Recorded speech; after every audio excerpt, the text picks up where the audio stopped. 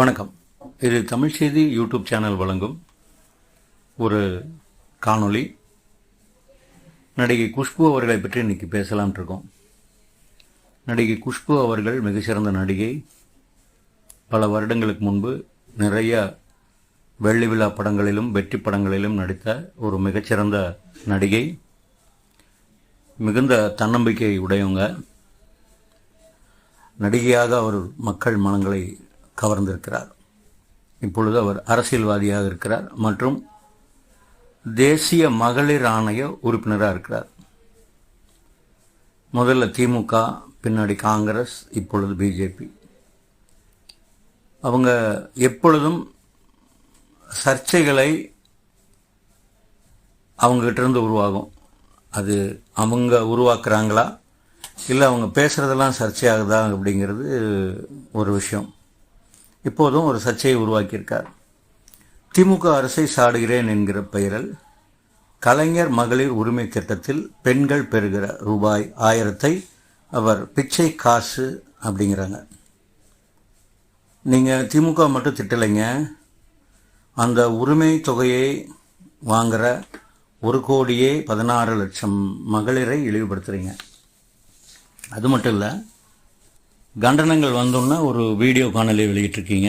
நான் யாருக்கும் பயந்தவில்லை, நான் வெளிப்படையானவ, ஏன் என்னை பார்த்து பயப்படுறீங்க? உங்களை பார்த்து பயப்படலைங்க. பொய் சொல்கிறவங்கள, வதந்தியை பரப்புறவங்கள, பதட்டத்தை உருவாக்குறவங்களை அவங்கள பார்த்தா பயப்படுற மாதிரி உங்களை மாதிரி பெண்ணாக இருந்துக்கிட்டு பெண்களை இழிவுபடுத்துறவங்களை பார்த்து பயப்படத்தான் வேணும்.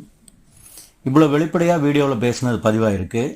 அதுக்கு நீங்கள் வருத்தம் தெரிவிக்க கூட உங்களுக்கு தோணலை, வேண்டாம், அமைதியாவது இருந்திருக்கலாம். உங்களை ஏற்று போராட்டம் பண்ணுறவங்கள, உங்களுக்கு கண்டனம் தெரிவித்தவங்க மேலே எதுக்கு பாயிறீங்க? நீங்கள் தானே காரணம்.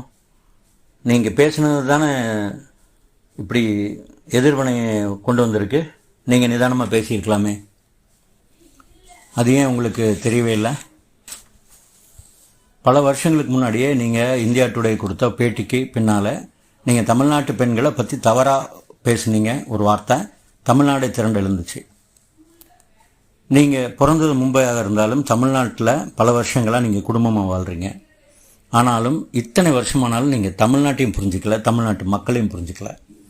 ஆனால் உங்களுக்கு இந்திய அளவில் பெண்கள் எவ்வளவு பாதிக்கப்பட்டாலும் உங்களுக்கு கோபம் வரவே வராது.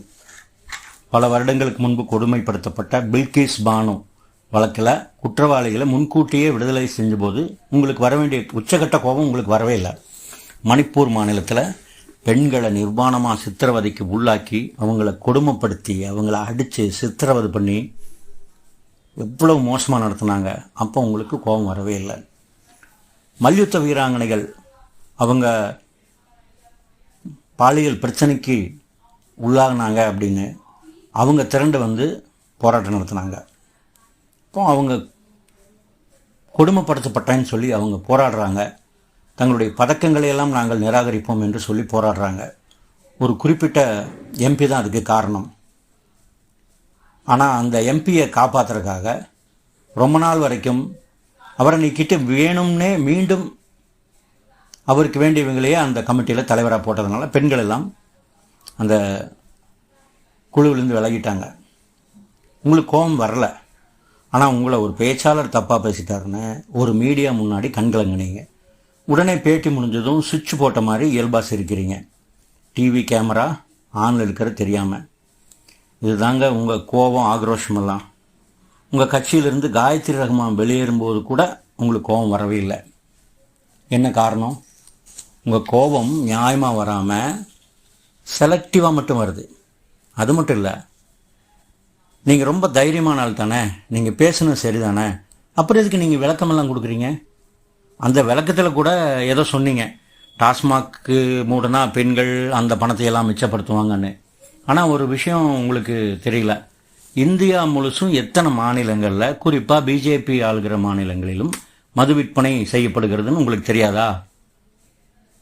அப்போ ஏன் இது 19 தமிழ்நாட்டை மட்டும் குறி வச்சு நீங்கள் பேசுகிறீங்க? நீங்கள் பேசின சமாளிக்கிறதுக்காக ஏதோ ஒன்று சொல்லணும்னு பேசுகிறீங்களா?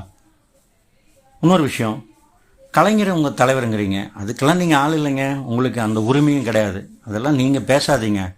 நீங்கள் வேறு யாரையாவது தலைவர்னு கொண்டாடுங்க. கலைஞரையெல்லாம் நீங்கள் தலைவர்னு கொண்டாடாதீங்க. அதுக்கு வேறு ஆள் இருக்காங்க. எந்த விஷயம் வேணால் பேசுங்க, ஆனால் நிதானமாக பேசுங்க. நன்றி, வணக்கம்.